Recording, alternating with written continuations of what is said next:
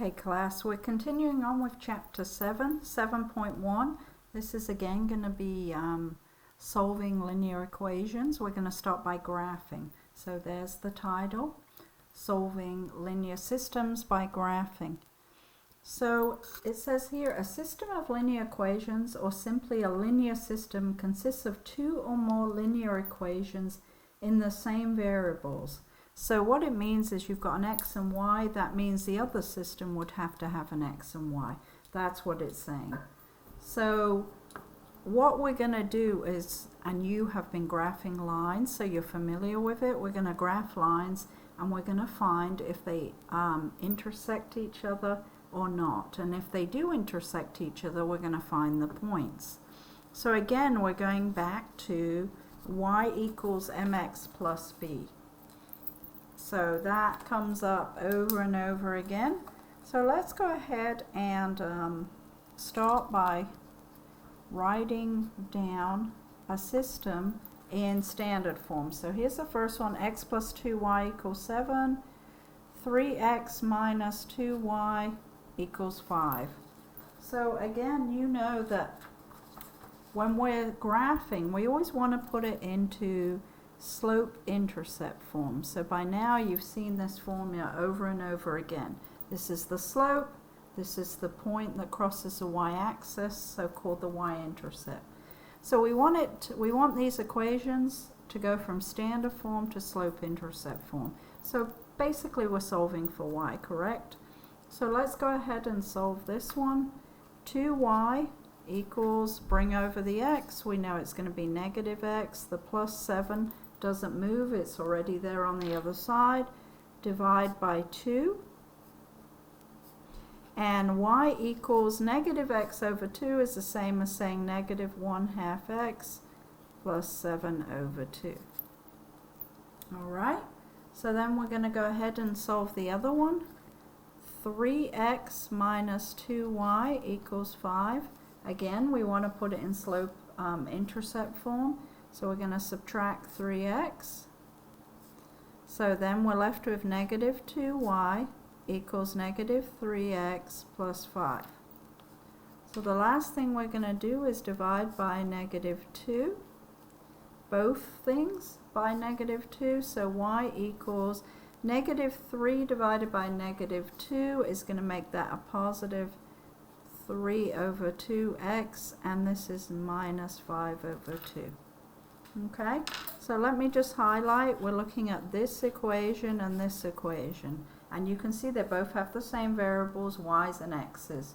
So 7 over 2 is the same as 3.5. So let's go ahead and start at the y-intercept, and we're going to imagine all of these are 1s, okay? Unless I tell you, you can assume they're 1s. So this is a 10 by 10, okay? Here being the origin, so we're going to go up 1, 2, 3. 3.5 is just kind of right here, okay? And we know the slope is down negative 1, so that's going to put it halfway here, and over 2. So I'm going to go ahead and mark this, sorry. Then I'm going to go down and do it again. Sometimes you have to do it a few times because you don't know where it's going to intersect. So again, I'm going to go down 1, which is halfway, and over 2. So let me go ahead and draw that line. I'm going to use my little ruler. The thing about graphing is you have to kind of try to be as exact as you can because you're looking for the intersection point if they intersect. And I believe we started out with ones that do. So this one starts at negative 5 over 2, which is the same as saying negative 2.5. So I'm going to go down 1, 2, negative 2.5 is between negative 2 and negative 3. And the slope is positive. So up 3 and over 2. So 1, 2, 3 is halfway here, and 2 is here. But again, I need to do it again because I haven't passed. It has not crossed the line. So let me do that again. 1, 2, 3, and up 2. Okay, so let's see where this intersection point is. And we can see it's going to be right here So I'm going to highlight it. You can see it, that it intersects right here at this point. Okay, so that big black ordered pair. And the thing about graphing is it has to intersect integers like -1, 2, where you can clearly see. If it doesn't intersect at a whole number or an integer, then you wouldn't be able to use this method. That's when we go on to 7.2, 7.3 and we use algebra, because algebra is always precise. Graphing only works, like I said, if it intersects at points that are not fractions. So looking at where these lines intersect, 1, 2, 3, in the x direction up 2, so the intersection point is 3, 2. So that's when you find those solutions. X is 3, y is 2. And that's what they're trying to tell you. So it's good that we start out by graphing so that you understand as we go into 7.2 and 7.3 what we're doing algebraically. We're finding the point where the lines cross, and then later on you'll see some lines don't intersect at all. They are parallel lines. We've already done that. Okay, so 3, 2 is the solution to this. And if you wanted to check, you can always go back into the original and put a 3, 2. Actually, I'm going to do this one time as we start out. So I'm going to go back. We said that x was 3 and y was 2.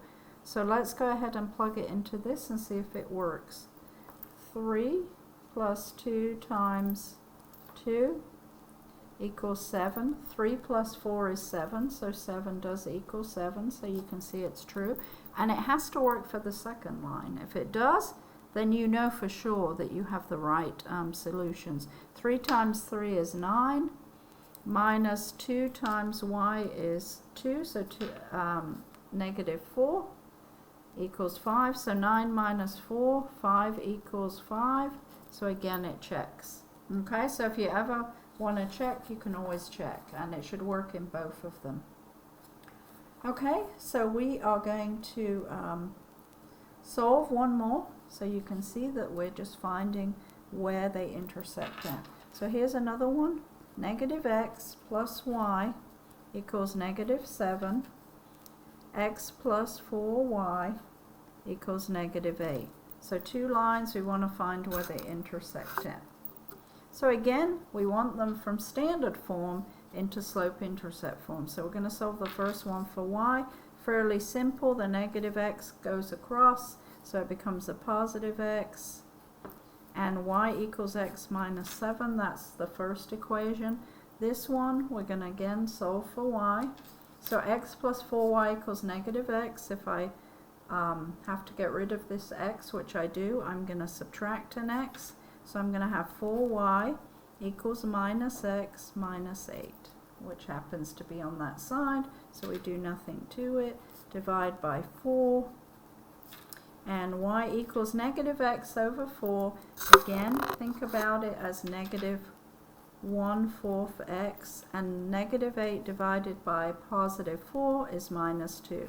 So again, I highlight so you can see that these two lines, we want to see where they intersect at. So we know the slope of this is a +1, because it's always understood that there's a +1 if nothing else is written.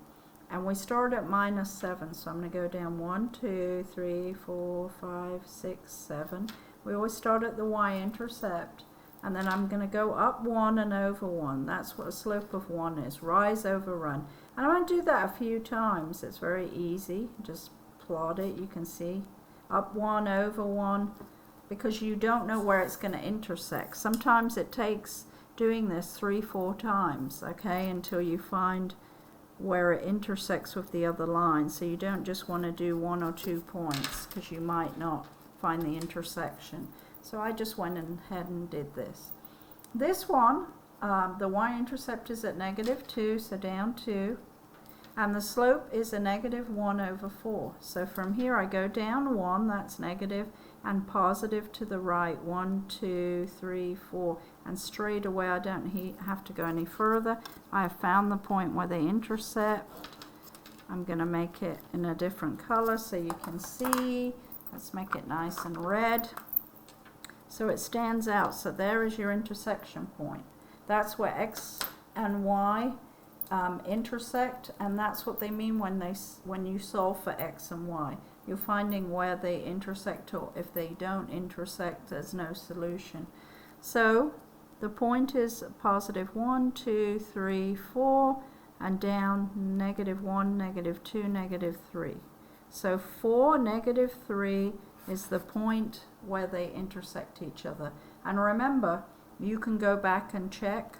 Just if you want to go back, check into the original. I'm not going to do that for time's sake. I showed you on the first one.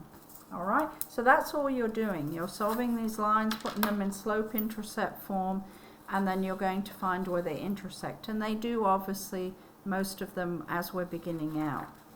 So I'm just really quick going to show you a word problem. Okay, and let's hone in here. Okay, so let's read it, and it's a multiple choice, and I'll help you to understand how you'll be able to pick the right one. Okay, the Park and Recreation Department in your town offers a season pass for $90. So again, I always highlight things that are important. So you can get a season pass for $90, and people who like to go to Fiesta, Texas, or wherever it is, and they're going to do it a lot in the summer, it's cheaper sometimes to get a season pass. So as a season pass holder, you pay $4, okay? So you pay a one-time fee of $90, and as we've worked word problems, you should know a one-time fee is the y-intercept, okay? That's the point on the y-axis. So in a word problem, that is the y-intercept. Then $4 per session. Remember when I told you when you're multiplying, that's going to be the slope, the rate of change. The slope or the rate of change is the same thing. In a word problem, it's called the rate of change. On a graph, it's just the slope. Okay? And the per lets you know, because it's multiplication, it happens every time you go, or it could be a weekly cost, a daily cost, but it's reoccurring, a monthly cost. So without the season pass, you pay $13. So you can see there's a big difference, okay, per session to use the tennis courts.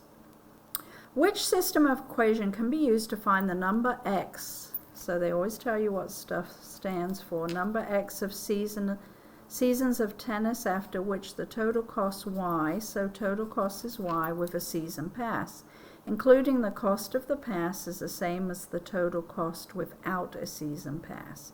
So what they're saying is there comes a point where they intersect, where it's cheaper. Say you're only going to go 2-3 times and do the tennis courts, then you won't want a season pass. But there comes a time where if you keep going to the tennis courts and you don't have a season pass, where after so many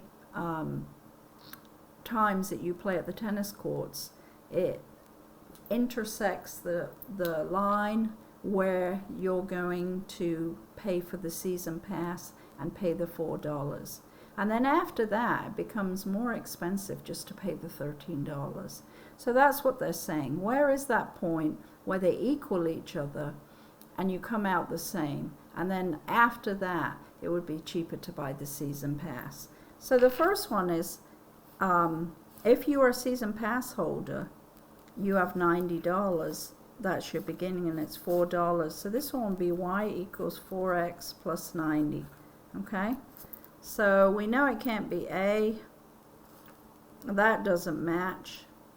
So really I already can see it's C. I could see it was C, but I'm going to go ahead and write out the second one. The second one is that you don't pay for the season pass. You just go and you pay $13 every time you go. So this is what we would use, and this is what we would graph. This one, and then we'd find the intersection point, and at that point it would be cheaper to just do the $13. But after that point, if you keep on playing tennis, it will cost you more. Alright, so that's the session today. So you just need graphing paper, and make sure you remember rise over run, and we will move on to 7.2. God bless, guys.